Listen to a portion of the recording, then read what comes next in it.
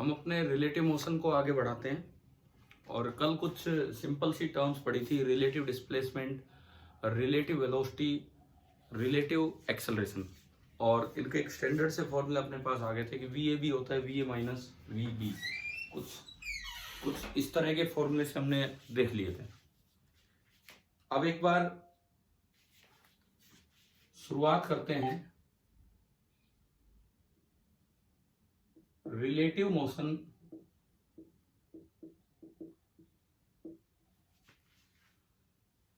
Of A projectile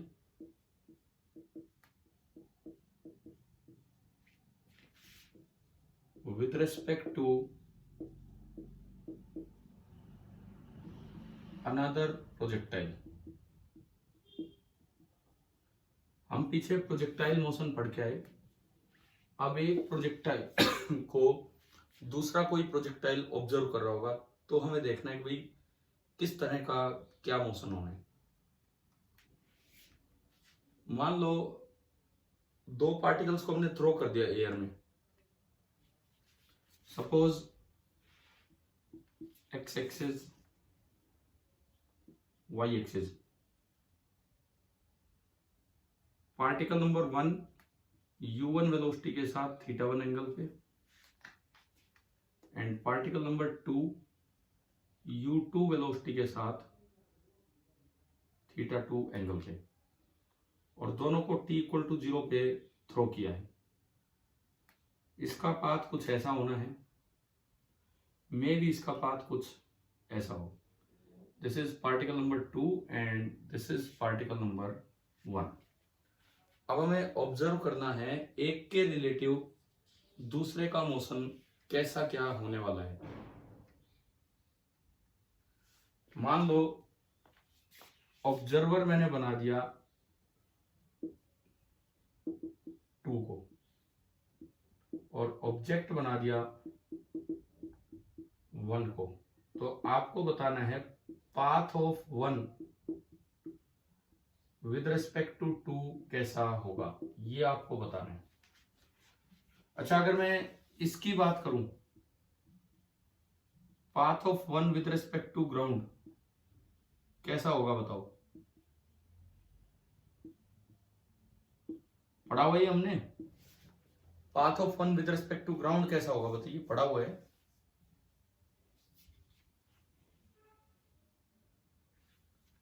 बोलो भाई, किस तरह का होगा ये? Parabolic. Path of 2 with respect to ground, ये भी कैसा होगा? ये भी होगा पैराबोलिक। अब हमें निकालना है path of 1 with respect to 2 when both are in air. जब दोनों हवा में है तब, एक टकराने के बाद नहीं, जब दोनों हवा में है तब बताना है कि भाई 2 का पाथ विद रिस्पेक्ट टू 1 किस तरह का होगा, ये हमें पता लगाना है। तो कैसे क्या इसमें पता करें, देखिए किस तरह का पाथ होगा।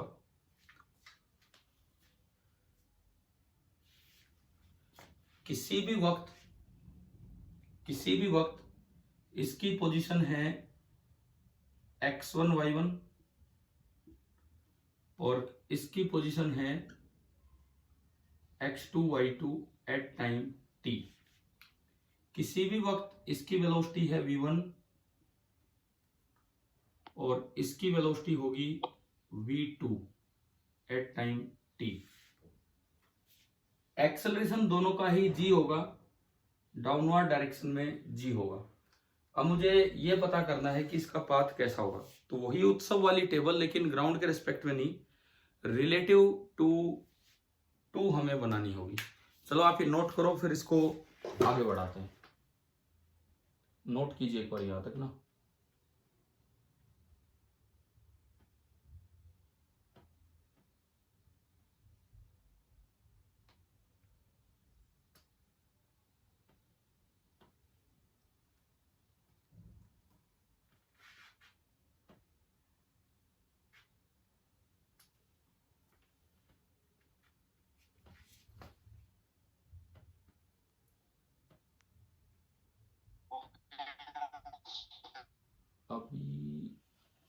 पार्टिसिपेंट्स 19, 17 बच्चे प्रेजेंट है।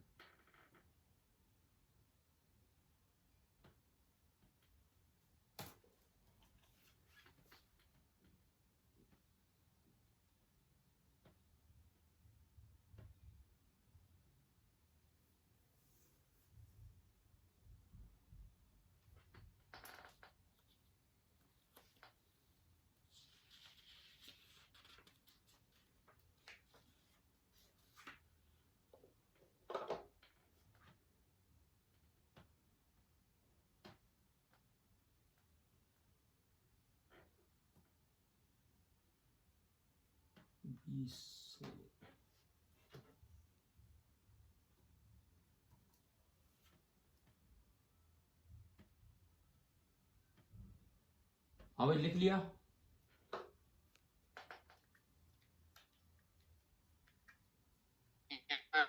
ठीक है, चलिए अब इसको ऑब्जर्व करते हैं कि किस तरह का इसका पाथ होने वाला है। ऑब्जर्वर हमने 2 को बनाया है, तो path of 1 with respect to 2 हमें देखना है कि कैसा होने वाला है। Path of 1 with respect to 2 हमें देखना है कि किस तरह का होने वाला है। तो हम फिर से अपनी टेबल पे गए, विद रिस्पेक्ट टू 2 बना रहे हैं, ग्राउंड के रिस्पेक्ट में नहीं, विद रिस्पेक्ट टू 2। यहां पर physical quantity x component and y component, u t s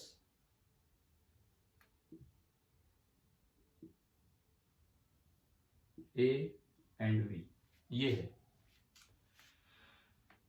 सबसे पहले मैं u पे आता हूं, तो velocity of 1 with respect to 2, velocity of 1 with respect to 2 आपको बनानी होगी, तो वो बनेगी u1 vector minus u2 vector. ये जो u बनेगा, this u relative will be u12 and this will be u1 minus u2, ये यहां पे होगा। तो ये उसका कोई x कंपोनेंट बनेगा, u रिलेटिव x, और ये बनेगा u रिलेटिव y कंपोनेंट। वो u1 में से u2 घटा के और फिर उसके टुकड़े बनेंगे। कैसे बनेंगे देखिए, u1 इधर है, माइनस u2 जो बनेगा, ये u2 इधर था, तो ये आपका बनेगा माइनस u2। अब जब आप इनके टुकड़े करोगे along x and y axis, जब आप इनके टुकड़े करोगे तो दिस एंगल इज θ1, तो ये वाला कंपोनेंट आ गया u1 cos θ1,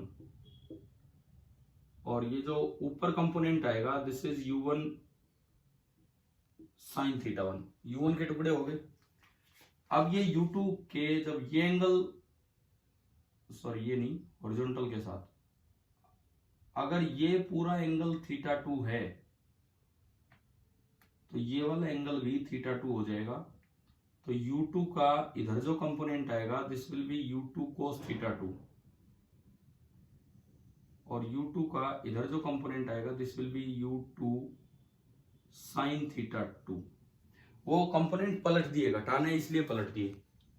तो अगर मैं बात करूं u रिलेटिव के x कंपोनेंट की, x की तरफ u1 cos θ और पीछे की तरफ ये है, तो ये बनेगा u1 cos θ1 minus u2 cos θ2।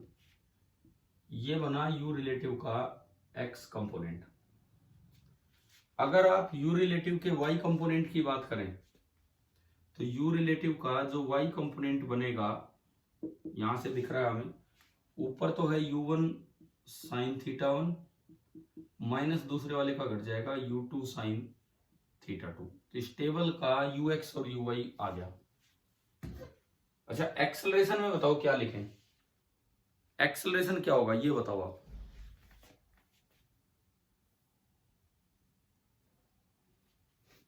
हाँ भाई, एक्सेलरेशन 1 विद रिस्पेक्ट टू 2 का फॉर्मूला कल आपने खुद बना लिया होगा, मैंने लास्ट में कहा था।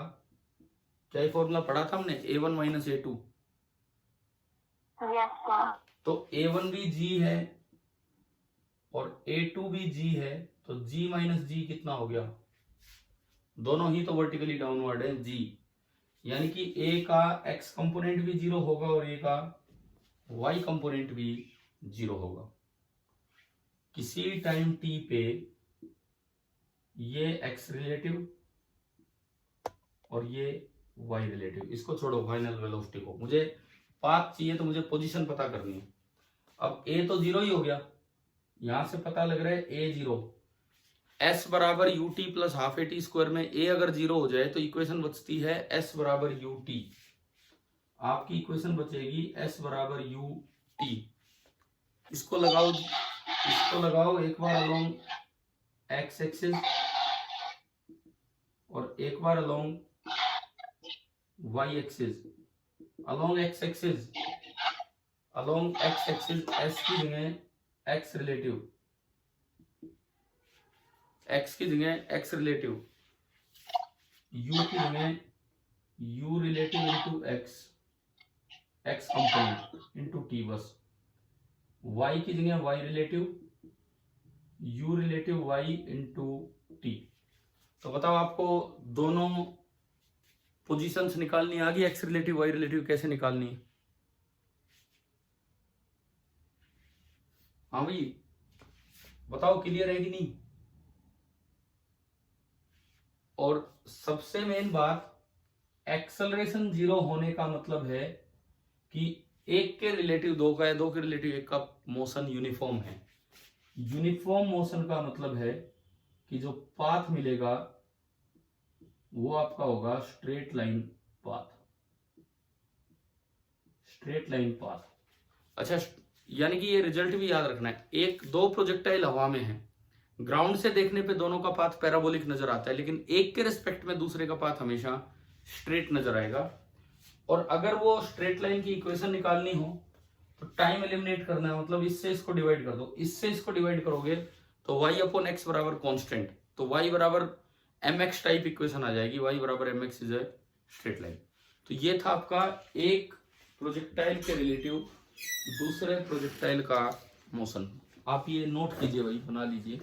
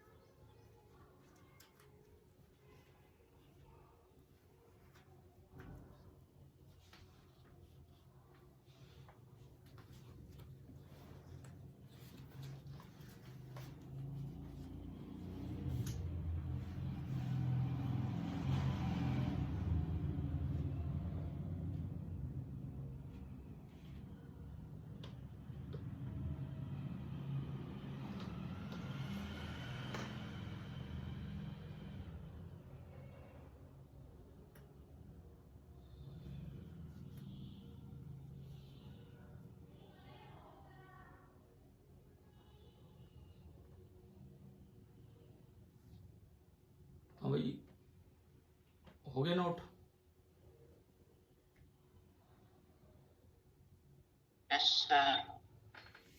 ठीक है, चलो अब इसमें कुछ पर्टिकुलर टाइप ऑफ प्रॉब्लम्स पे हम चलेंगे रिलेटिव मोशन में।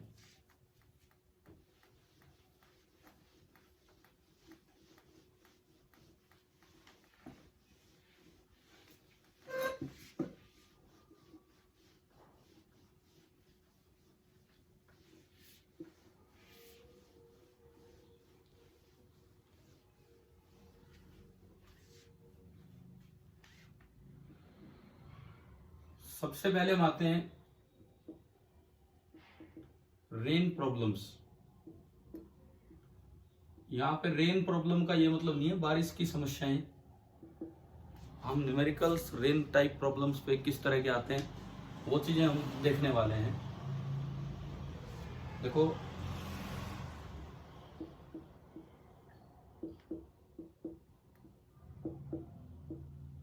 रेन प्रॉब्लम्स ये देखते हैं हम। जैसे होता क्या है कि मान लो हवा नहीं चल रही और बारिश आ रही है, तो बारिश बिल्कुल वर्टिकली आती है, लेकिन आप अगर दौड़ना स्टार्ट करोगे तो आपको बारिश वर्टिकली ना लग के किसी एंगल पे आती दिखती है। क्या ऐसा होता है? आप रुक गए तो बारिश बिल्कुल सीधी आती लग रही है, लेकिन आप भागना स्टार्ट करते हो तो बारिश सामने से आके टक्कर मारती है। क्या ऐसा महसूस किया आपने? ठीक है। अच्छा देखो, ऐसा क्यों होता है उसका कारण सुनिए। ये कोई आदमी है, ये आगे भाग रहा है, तो ये बारिश की बूंद इसको गीला नहीं करेगी, ये बारिश की बूंद इसको गीला नहीं कर पाएगी जो इसके सिर के ऊपर है, थोड़ा सा ऊपर, क्योंकि जैसे ये बूंद इस जगह आएगी ये आदमी निकल लेगा आगे। परंतु इस समय जो बूंद यहां है, जैसे ही आदमी आगे बढ़ेगा ये बूंद आदमी के कांटेक्ट में आ जाएगी, तो इसको लगेगा कि यार बारिश तो ऊपर से नहीं बल्कि सामने से आ रही है। बताओ फिजिकल सेंस में ऐसा कैसे हो रहा है, समझ में आया क्या? देखो रेन आ तो रही है वर्टिकली। इस इंस्टेंट पे मान लो ये कोई इंस्टेंट है t equal to 0। t equal to 0 पे एक बूंद यहां है और t इक्वल टू 0 पे एक बूंद यहां है। ये वाली बूंद आदमी को गीला करेगी या ये आगे वाली बूंद आदमी को गीला करेगी? बताओ बताओ, जो मैंने अभी समझाया उसके हिसाब से आगे वाली। तो आदमी को लगेगा कि यार उसको खुद का मोशन तो महसूस होता नहीं, उसको लगता है कि बूंद आगे से पीछे आ रही है, जबकि हो क्या रहा है, वो खुद बूंद की तरफ आगे जा रहा है। जैसे पेड़ चलते दिखाई देते हैं रोड पे, वो वाला हाल है। ठीक है, तो इसलिए हमें अम्ब्रेला जो करना पड़ेगा, मान लो छतरी ले रखी है आपने प्रोटेक्शन के लिए, तो जैसे ही आप आगे बढ़ोगे वो छाता जो है आपको सीधा रखोगे तो मदद नहीं करेगा, आपको थोड़ा सा तिरछा करना होगा। अभी मैं फिर आता हूं इस चीज पे दोबारा। मैं एक बार इसका रूल लिख दूं यहाँ पे कि भाई किस तरह से इसको छतरी करनी पड़ेगी।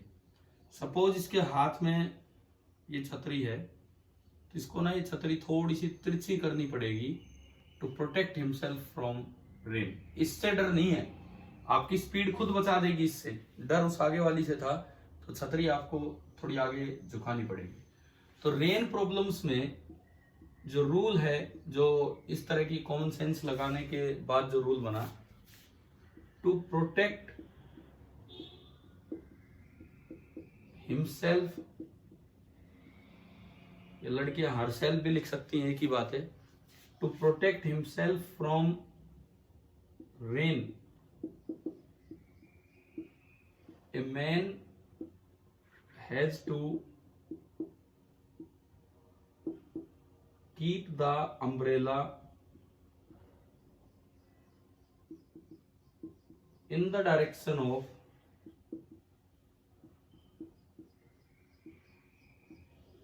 relative velocity of rain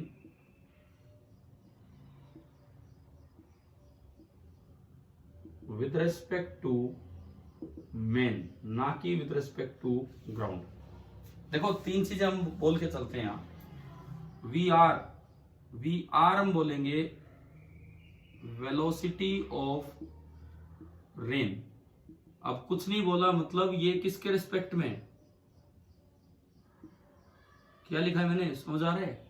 with respect to ground.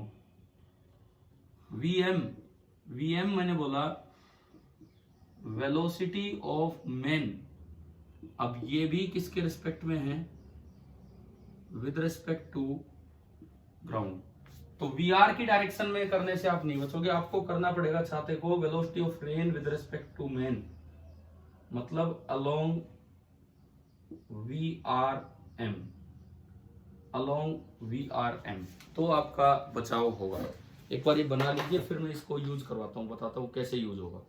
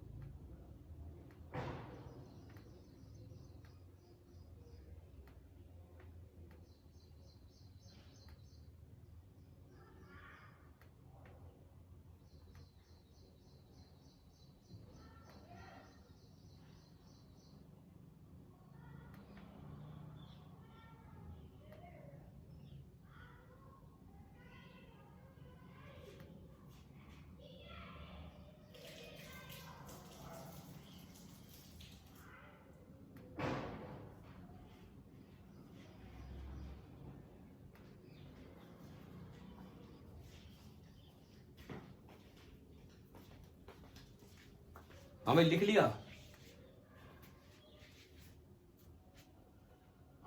Sir 1 minute रुको। अच्छा ठीक है, आप लिखते रहो। देखो मैं एक बार दिखाता हूँ आपको किस तरह से ये है। ये बच्चों की कोई छतरी है छोटी सी। मान लो आपने इसको अपने ऊपर किया किसी हाइट पे, है ना, यूं किया।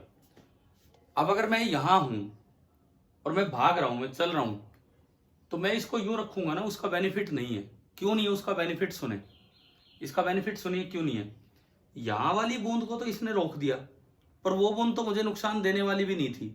जब तक वो बूंद नीचे आती मैं आगे भाग लेता। अब जो बूंद इसके सामने है उसको तो ये छतरी नहीं रोक पाई, और जैसी छतरी वहां पहुंचेगी बूंद नीचे आ चुकी है, और अब वो मेरे शरीर पे टच हो जाएगी। देखो एक बार दोबारा सुन लो, समझ लो इसको कैसे हो रहा है। एक बूंद यहां है, उसको तो छतरी ने रोक दिया, वो मुझे दिक्कत देती भी नहीं। और जो दिक्कत देनी है वो बूंद यहाँ है, उसको छतरी अभी रोक नहीं पाई। जैसी छतरी आगे बढ़ी मेरे साथ, वो बूंद नीचे, और मैं भी आगे बढ़ गया, तो वो मुझे आके गीला कर रही है। जबकि अगर मैं छतरी थोड़ी टेढ़ी रखूंगा तो यहाँ जो बूंद है, आगे वाली बूंद को छतरी ने रोक लिया, और यहाँ वाली बूंद में अपनी स्पीड के कारण बच गया, तो इसलिए मैं गीला होने से बच गया हूँ। क्या ये समझ आ गया है? क्या लॉजिक जो था इसका, क्यों ये ऐसा करना पड़ता है? Yes sir. ठीक है, अब देखो इसको न्यूमेरिकली यूज करते हैं किसी क्वेश्चन में।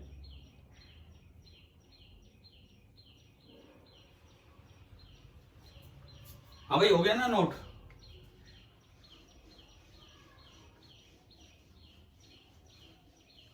आधी बार बच्चों को ये नहीं पता लगता कि टेढ़ी क्यों करनी पड़ रही है छतरी की, जबकि बूंद तो वर्टिकली आ रही है। तो ये इसका रीजन है जो मैंने आपको समझाया। सपोज एक क्वेश्चन लेते हैं, बारिश हो रही है वर्टिकली, मतलब कोई हवा नहीं चल रही है, सीधी बूंदें नीचे गिरने लग रही हैं। सपोज रेनड्रॉप्स नीचे आ रही हैं, एंड वी रेन आपको दिया हो 3 किलोमीटर पर आवर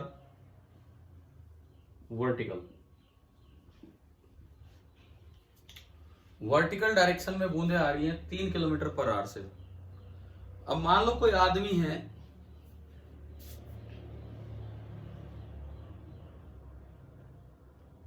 वो आगे भाग रहा है 4 किलोमीटर पर आवर से, और इसके पास एक छतरी भी है इस तरह से ना, एक इसके पास छतरी है। तो क्वेश्चन में वही है कि एंगल कितना बनाए, अम्ब्रेला जो है वो वर्टिकल के साथ कितना एंगल बनाए ताकि आदमी बारिश से बचा रह जाए। Find the angle made by umbrella with the vertical so that the man protects himself from rain.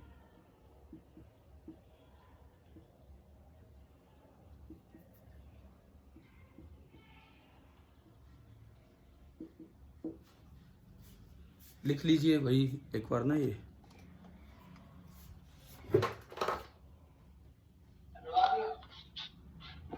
Sir 53 degree इसको पहले ब्राइटनेस कैसे आना है?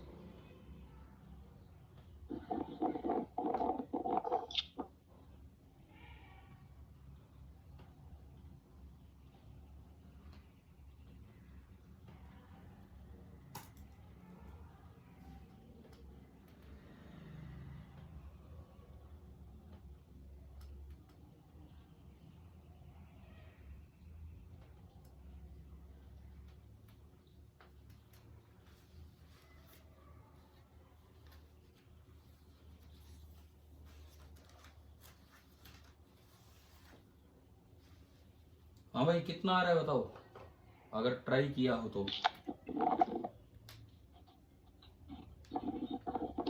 53 डिग्री। हाँ ठीक है, 53 डिग्री सही आंसर है। देखिए इसको सोल्व करते हैं हम।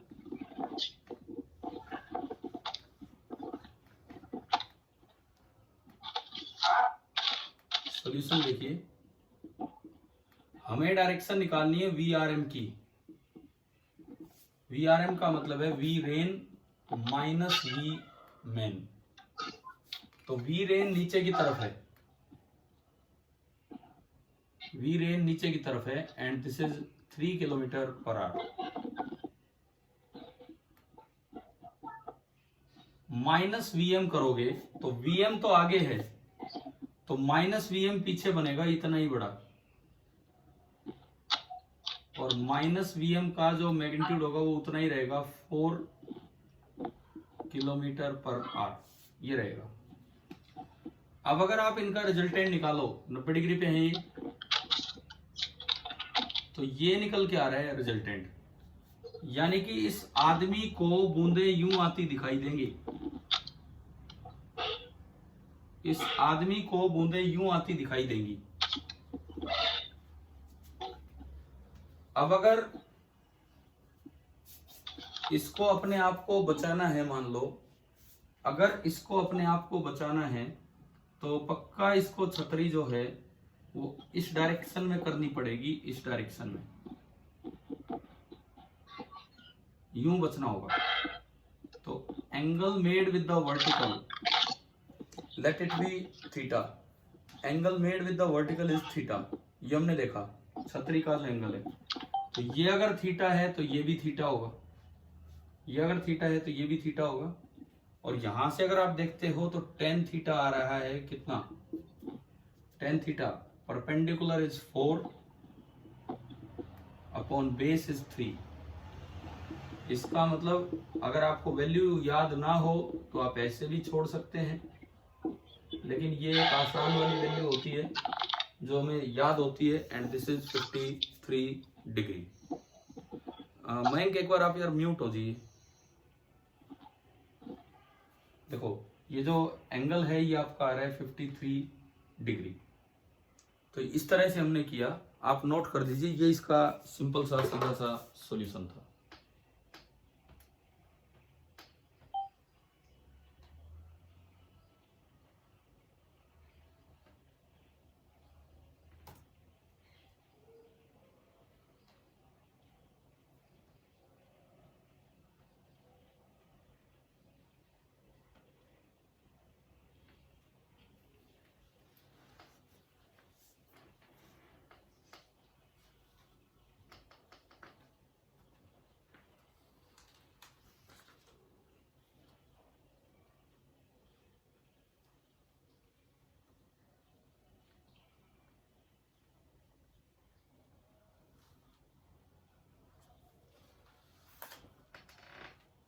चलो एक और सवाल लेते हैं, इस पे हो गया नोट। ठीक है, यस सर। ठीक है। देखिए अब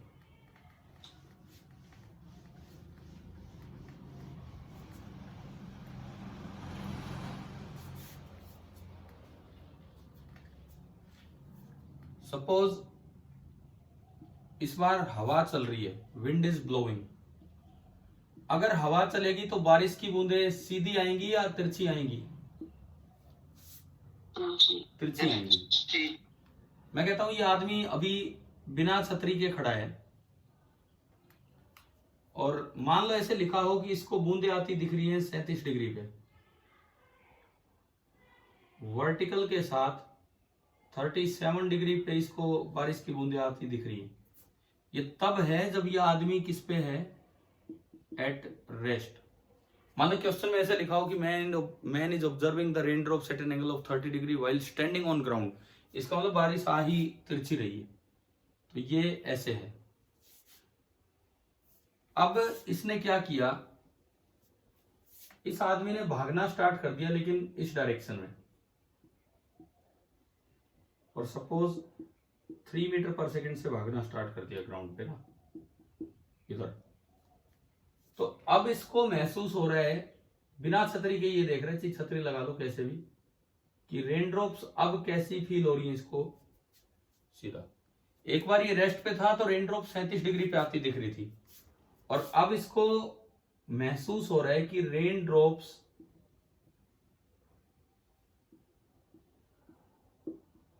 appear to fall vertically। जब इसने भागना स्टार्ट किया तो रेन ड्रॉप वर्टिकली आ रही है। तो दरअसल सवाल ये बन जाएगा कि फाइंड वी आर। लिखो भाई, क्वेश्चन लिखिए पहले। ये आपको वी आर निकालना है, इसमें कितना होगा।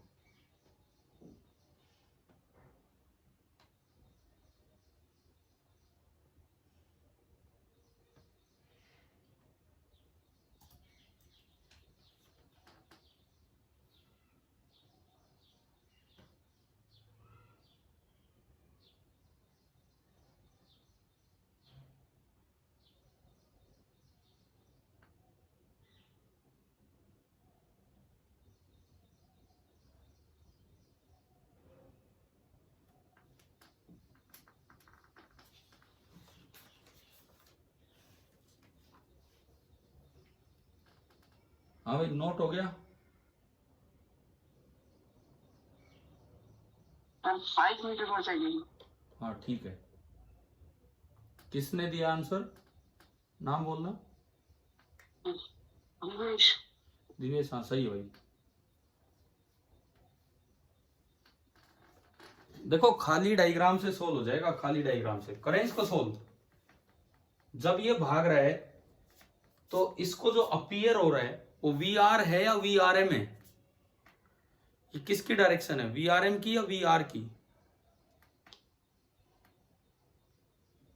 We R M. और ये जो है ये किसकी डायरेक्शन है? V R. और इधर किसकी डायरेक्शन है? इधर वी एम। और अब अगर हम अपना सॉल्यूशन बनाएं तो देखिए, V R with respect to M, this is V R minus V M. और तीनों डायरेक्शंस मुझे दिख रही हैं, ये है वी आर, ये है वी आर एम, और आदमी इधर भागा है, दिस इज वी एम।